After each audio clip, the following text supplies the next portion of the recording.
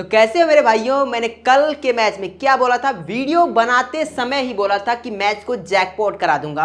और क्या हुआ, वन साइडेड हम लोग विन कर गए थे। इस मुकाबले को भी जैकपॉट कर देंगे। बस उसके लिए आपको क्या करना होगा, जीएल में जैकपॉट कर देंगे, हेड टू हेड में आपको जैकपॉट लगवा देंगे। उसके लिए आपको क्या करना होगा, इस वीडियो को अंत तक देखना होगा। उसके बाद जिन लोगों ने कल भाई साहब हमारी टीम से खेला, उन्होंने वन साइडेड विन किया है। तो अगर आपको भी विन करना है तो इस वीडियो को अंत तक देखना। बाकी अगर वीडियो पसंद आ जाए तो वीडियो को लाइक कर देना, चैनल को सब्सक्राइब कर देना। और अगर आप मेरी फैंटेसी टीम के साथ खेलना चाहते हो तो टेलीग्राम से जुड़ जाना, लिंक इसी वीडियो के डिस्क्रिप्शन में। जिसको नहीं पता कैसे जुड़ना है टेलीग्राम से, वीडियो में आगे चल के मैं एक्सप्लेन करने वाला हूं। फिलहाल बात करते हैं इस मुकाबले के बारे में, क्योंकि समय अपने पास ज्यादा है नहीं और कम समय में अच्छी बातें आपको देने का फिलहाल हम लोग करते हैं प्रयास। अब इस मुकाबले की बात की जाए, जो आज का मुकाबला होने वाला है DC versus KKR, match number 16। आज का मुकाबला मैच नंबर 16 होने वाला। अब इस मुकाबले की बात की जाए, मुकाबला खेला जाएगा 3 अप्रैल इंडियन टाइम के अकॉर्डिंग। मुकाबले की शुरुआत शाम को 7:30 बजे से होती हुई नजर आएगी। यानी कि मैच के लिए जो टॉस होने वाला, टॉस आपको 7 PM से नजर आएगा। 7 PM से टॉस होगा। टॉस के तुरंत बाद में टेलीग्राम पर सारी अपडेटें देने लगता हूं, तो टेलीग्राम से जुड़ना मस्ट विन है। एटलीस्ट जाकर के चेकआउट जरूर कीजिएगा। मुकाबला कहां खेला जाएगा, RS Rajasekhara Reddy cricket stadium, जहां पर दिल्ली की टीम अपना, इससे पहले एक मुकाबला दिल्ली की टीम जो खेली थी इसी ग्राउंड पर खेल करके आई है दिल्ली की टीम। चलिए आगे बढ़ते हैं और बात करते हैं राजशेखर रेड्डी क्रिकेट स्टेडियम की पिच रिपोर्ट के बारे में कि आखिरकार यहाँ की पिच किस तरीके से रिएक्ट करने वाली। उसके बाद सब कुछ आपको बताएंगे, जीएल में किसको करना है, हेड टू हेड में कप्तान किसको करना है, सब के बारे में। चलिए, तो ये भाई साहब है यहाँ पर आरएस राजशेखर, डॉक्टर वाई, माफ कीजिएगा, ये है भाई साहब कहाँ की pitch, doctor Y S Rajasekhara Reddy cricket stadium की पिच रिपोर्ट। अब यहाँ की पिच की बात की जाए, पिच को आप देख लीजिए, क्योंकि मेरे साथ अगर जुड़ते हो तो हर एक डाउट आपके क्लियर होने चाहिए। पिच की बात की जाए, बैटिंग फ्रेंडली ट्रैक है यहाँ का, बैटिंग फ्रेंडली ट्रैक है। बल्लेबाजों को पिच पर काफी ज्यादा खासा मदद मिलती हुई नजर आएगी, यानी कि बल्लेबाजों को मदद मिलेगी पूरी तरीके से। बैटिंग फ्लैट विकेट है भैया, आप देख सकते हो, क्लियर विकेट बताया। बट इस ग्राउंड पर जो अन्य पिचें हैं वो थोड़ी अलग तरीके की हैं। तो जिस पिच पर लास्ट मुकाबला खेला गया था मोस्ट लाइकली उसी पिच पर खेला जाएगा, तो वो पिच बैटिंग फ्रेंडली है। यहाँ पर पेसर्स को मदद मिलती हुई नजर आएगी। स्पिनर उतना कारगर साबित नहीं होंगे, बट आप ये नहीं कर सकते कि स्पिनर को गेम से बाहर नहीं रख सकते हैं। कहीं ना कहीं स्पिनर मोस्ट इंपॉर्टेंट होंगे, बट एक समय आने पर इंपॉर्टेंट होंगे। वो आगे मैं अभी जब टीम बनाऊंगा तब आपको पता चल जाएगा। तो बैटिंग फ्रेंडली विकेट होने के साथ साथ पूरी तरीके से पेसर्स के लिए भाई साहब बेहतरीन विकेट है, बट स्पिनर को गेम के बाहर नहीं रखा जा सकता है। आउटफील्ड की बात की जाए, यहाँ पर हाई आउटफील्ड यानी कि तेज आउटफील्ड रहती है। गेंद अगर बल्ले से लगती है तो सीधा ट्रैवल करेगी बाउंड्री की तरफ। तो छक्के और चौके हम लोगों को देखने को मिलने वाले हैं। और सेकंड इनिंग में ड्यू आने के चांसेस भी हैं। सेकंड इनिंग में ड्यू आएगी तो कप्तान टॉस जीत करके पहले गेंदबाजी ही करना चाहेंगे। लेट्स सी कप्तान देखते हैं कौन सा फैसला लेते हैं, जो कि आंकड़े कह रहे हैं। बाकी बैटिंग फ्रेंडली ट्रैक है तो चेस करना बहुत ईजी होने वाला है। इसके अलावा आगे बढ़ते हैं और बात करते हैं बाउंड्री डायमेंशन के बारे में। इस मुकाबले के लिए क्या होने वाली है, तो स्टेट बाउंड्री यानी कि सामने की तरफ 71 मीटर की, दाएं हाथ के बल्लेबाज के लिए लेग साइड की बाउंड्री 62 मीटर की, ऑफ साइड की भी 62 मीटर की मिल जाएगी। इसके साथ ही लॉन्ग ऑन की तरफ 72, लॉन्ग ऑफ की तरफ 70 मीटर की। मतलब कि बहुत यहाँ पर भैया बड़ा नहीं, छोटा ग्राउंड कह सकते हैं, क्योंकि ये आईपीएल है। आईपीएल यानी कि भारत, आईपीएल यानी कि इंडियों का प्रीमियम त्योहार भाई साहब कह सकते हैं, भारतीयों का त्योहार है। और यहाँ इतनी छक्के चौके देखने को मिलते हैं। फिर एक तरफ रसल द मसल है यानी कि रसल हैं, तो दूसरी तरफ आपको पंत भाई साहब जो गजब के फॉर्म में वापसी कर चुके हैं। तो खूब छक्के और चौके हम लोगों को देखने को मिलेंगे। आउटफील्ड पूरी तरीके से यहाँ की तेज है, इस बात को समझिए। चलिए बढ़ते हैं आगे, बात करते हैं last 10 match on this venue के बारे में। जो लास्ट के 10 मैच ग्राउंड पर खेले गए हैं उसमें विकेट्स के बारे में। तो लास्ट के 10 मुकाबलों में 90 विकेट गिरे, जिसमें पेसर्स को 55 और स्पिनर को 35। तो मैंने कहा था कि पेसर्स को ज्यादा विकेट मिलते हैं, बट स्पिनर को गेम से बाहर नहीं किया जा सकता है। आप इस वीडियो में अंत तक भाई साहब बने रहिएगा। बाकी अगर वीडियो पसंद आ रही हो तो लाइक कर दीजिएगा। और हाँ, वीडियो में अगर कोई कमी हो तो आप बताइए, मैं नेक्स्ट वीडियो में पूरी तरीके से उस कमी को दूर करने का प्रयास करूंगा। बाकी अपनी फेवरेट टीम का नाम नीचे कमेंट बॉक्स में जरूर लिखिएगा। चलिए आगे बढ़ते हैं और बात करते हैं total match on this venue के बारे में। 7 मैचेस खेले गए हैं। बैटिंग फर्स्ट और बैटिंग सेकंड करने वाली टीम को इक्वल मुकाबलों में जीत मिले, बट मेरे हिसाब से यहाँ पर आप टॉस जीत करके पहले बॉलिंग करने का फैसला लो, जो कि एक बेनिफिशियल होने वाला। बाकी टॉस प्रेडिक्शन, मैच प्रेडिक्शन मैं सब कुछ अपने टेलीग्राम पर देता हूँ।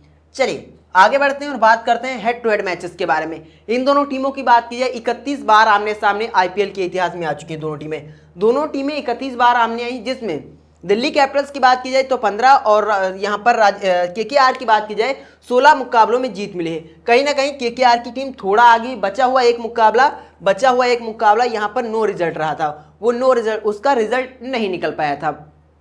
इसके साथ ही रिसेंट फॉर्म की बात की जाए दिल्ली दुरुस्त है भाई साहब, लास्ट मुकाबला चेन्नई के खिलाफ जीत करके आ रही, तो दिल्ली की टीम के लिए ये गुड न्यूज़ है। बात करें केकेआर के बारे में तो केकेआर बैक टू बैक 2 मुकाबले जीत करके आ रही है, तो केकेआर क्या लगा पाएगी जीत की हैट्रिक, ये दिल्ली अपना इस सीजन जीतेगी दूसरा मैच। आपकी प्रेडिक्शंस क्या है नीचे कमेंट बॉक्स में जरूर बताइएगा। बाकी मेरी प्रेडिक्शंस क्या है, अभी तो टॉस के ऊपर डिपेंड, जो टीम सेकंड बैट करेगी वो है मेरी प्रेडिक्शंस। बाकी फाइनल प्रेडिक्शन पाने के लिए टेलीग्राम से जुड़ जाना।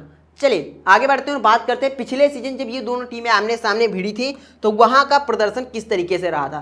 कोलकाता की टीम ने पहले बल्लेबाजी की थी, 20 ओवर में 127 रन बनाए थे, बहुत लो स्कोरिंग मैच रहा था, जिसमें जेसन रॉय के 43, रसल के 38, मनदीप के आए थे यहाँ पर 12 और रिंकू द पावर के 6 रन आए थे। इसके साथ ही इनकी दिल्ली की तरफ से वार्नर के 57, मनीष पांडे जो अवेलेबल है इस टीम में तो उनके 21 रन आए थे, अक्षर ने 19 और पृथ्वी शॉ एज इम्पैक्ट आए थे, 11 गेंदों पर 13 रनों की पारी खेल गए थे। गेंदबाजी में अक्षर ने 3 ओवर में 2 विकेट निकाल दिए थे, कुलदीप ने 2 विकेट निकाले थे, ईशांत शर्मा 2 विकेट और नौखिया यानी कि एनरिक नार्तुजे ने भी 2 विकेट निकाले थे, तो सभी गेंदबाजों ने 2-2 विकेट निकाल दिए थे। वहीं इनकी बात कीजिए कोलकाता की तरफ से वरुण चक्रवर्ती ने 2, नीतीश राणा ने गेंदबाजी वहां पर कराई थी, 4 ओवर में 2 विकेट निकाल कर गए थे। अंकुल रॉय एज इम्पैक्ट आए थे और 2 विकेट उनको भी मिले थे। हुआ क्या था, दिल्ली कैपिटल्स ने भाई साहब 4 विकेट से मुकाबला जीत लिया था। तो इस मुकाबले में देखते हैं क्या दिल्ली की टीम जीत पाएगी या फिर कोलकाता। मैंने तो अपनी प्रेडिक्शंस कर दी, आप अपनी प्रेडिक्शंस कर दीजिए भैया नीचे कमेंट बॉक्स में। चलिए और बाकी फाइनल टीम पाने के लिए टेलीग्राम से जुड़िएगा, और टेलीग्राम से कैसे जुड़ना वो आपको फटाक से बताते हैं।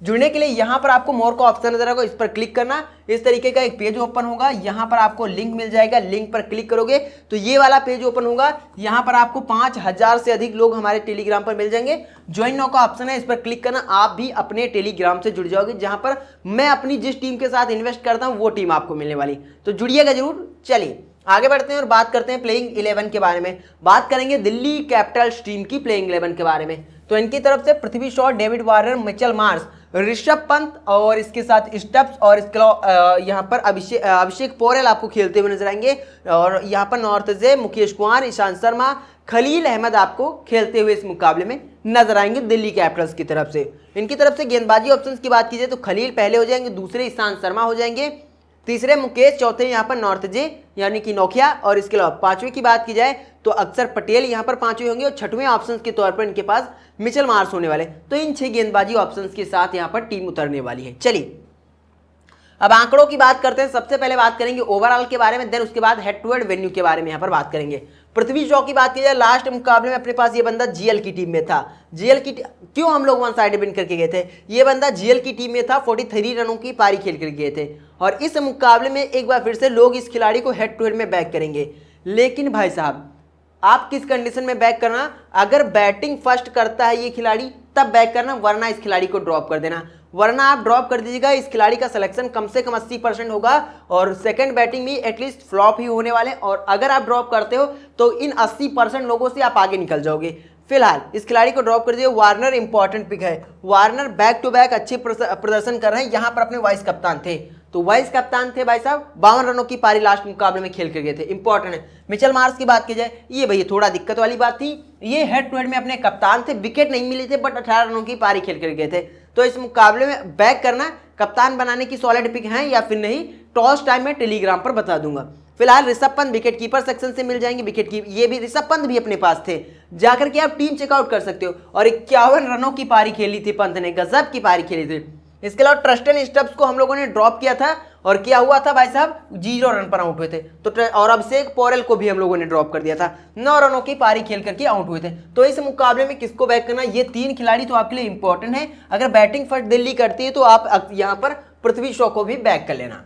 चलिए अब आगे बढ़ते हैं और बात करते हैं अक्षर पटेल। अक्षर पटेल इंपॉर्टेंट है भाई साहब, इनका एक विकेट फिक्स है और बल्लेबाजी से आपको प्लस पॉइंट देने वाले, तो अक्षर को बैक करना। नॉर्थजे को बॉलिंग फर्स्ट में बैक करके चलना, इनका सिलेक्शन शायद थोड़ा लू मिल जाए, बट इस खिलाड़ी को आप बैक करके चलिएगा। बैक करके चलिएगा, आपके लिए प्लस पॉइंट होने वाला।